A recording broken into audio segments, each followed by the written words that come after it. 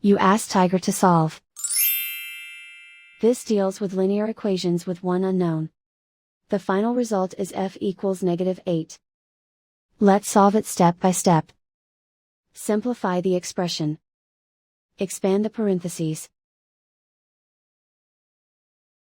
Simplify the arithmetic.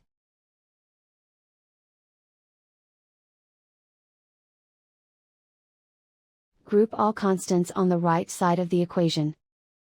Subtract 14 from both sides.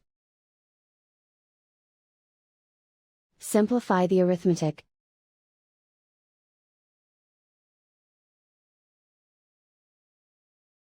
Isolate the f. Divide both sides by 3. Simplify the fraction. Find the greatest common factor of the numerator and denominator. Factor out and cancel the greatest common factor. And so the final result is f equals -8.